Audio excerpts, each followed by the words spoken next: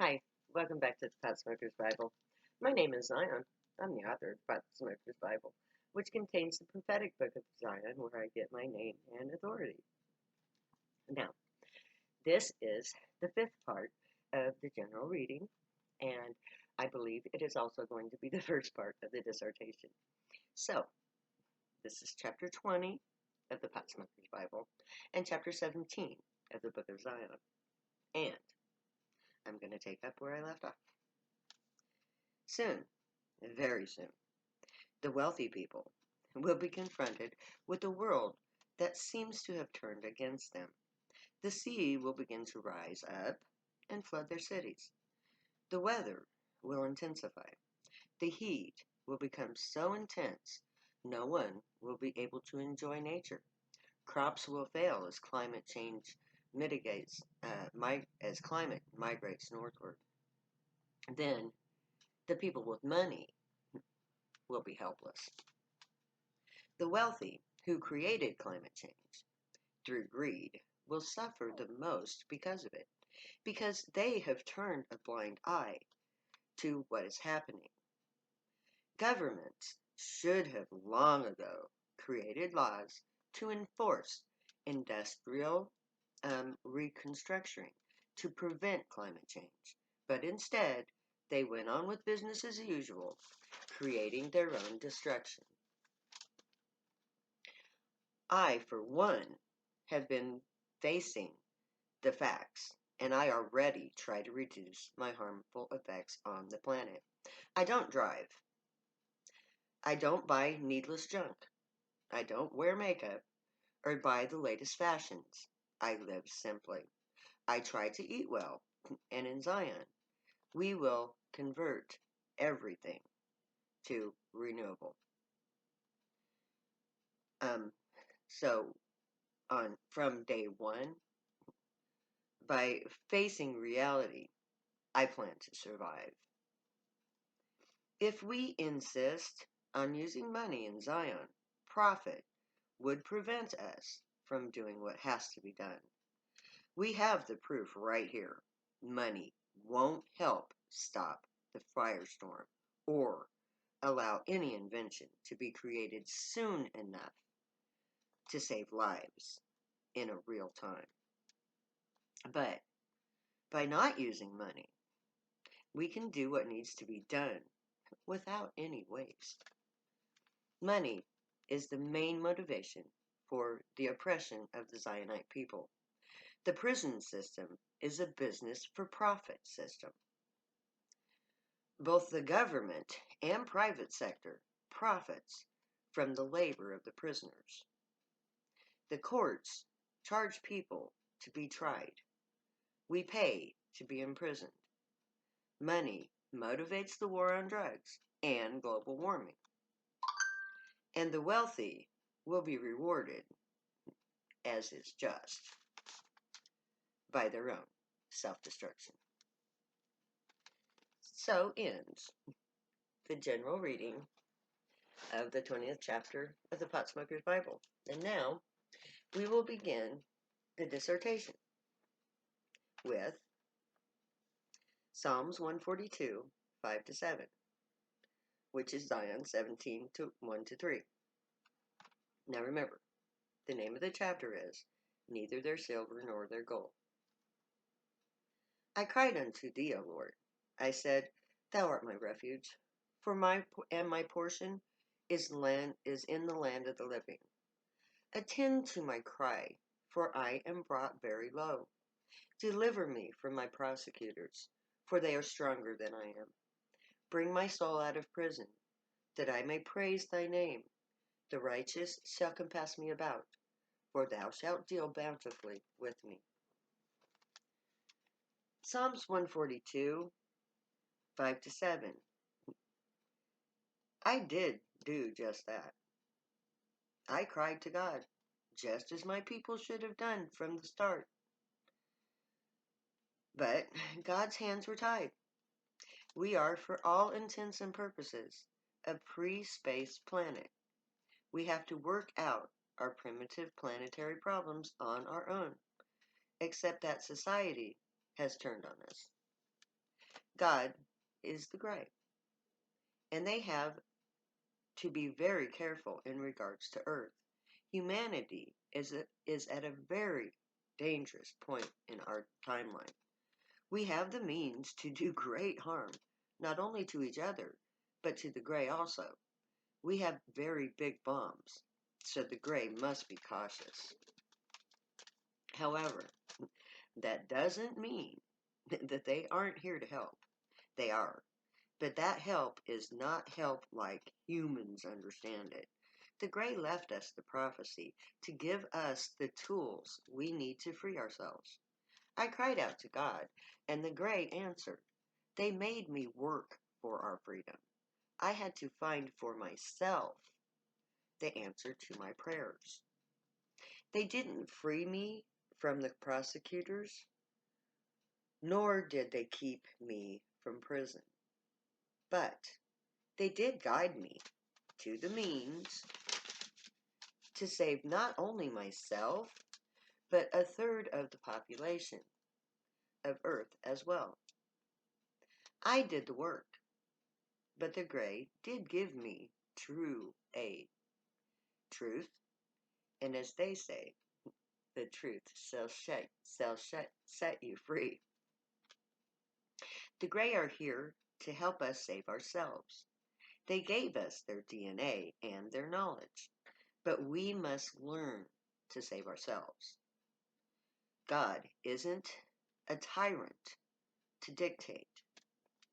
They are very much like us, and in order to ensure our survival, they have given us the means to save ourselves. But that plan doesn't exclude them. They are here. They will come to us when we call on them, as arranged long ago. Then, when we humans have figured out our own salvation, and that it is bound to theirs, then they will come and teach us what we need to learn from them, because they have always intended it to be for us to be a part of them.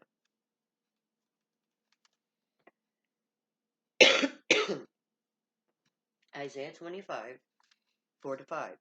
Psalm 17, 4-5.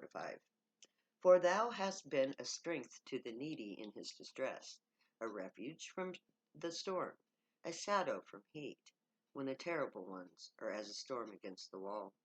Thou shalt bring down the strength of the strangers as the heat in a dry place, even the heat with the shadow of a cloud. The branches of the terrible ones shall be brought low.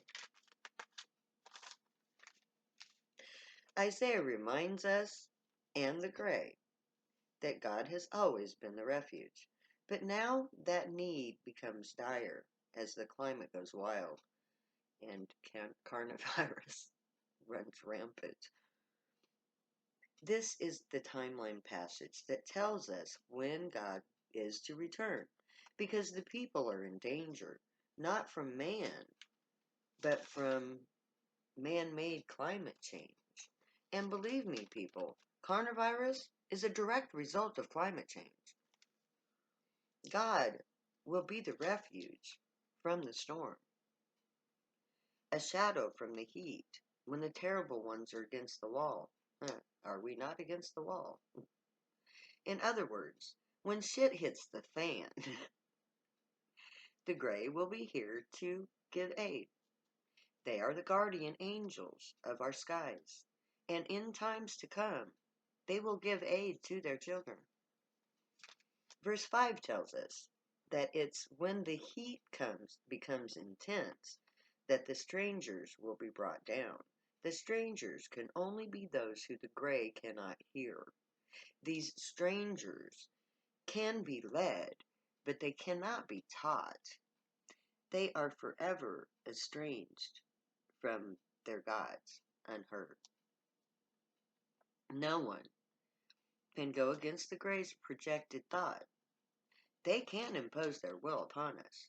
But if the strangers can't listen to the thoughts projected, they are forever beyond the reach of the Gray's minds.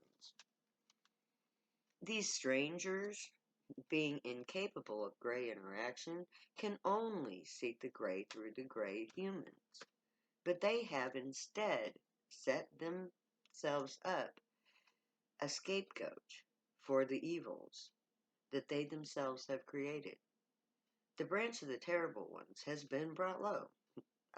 To this society, we, the drug users, are the terrible ones. The strangers have chosen to regretfully deny the tree of life.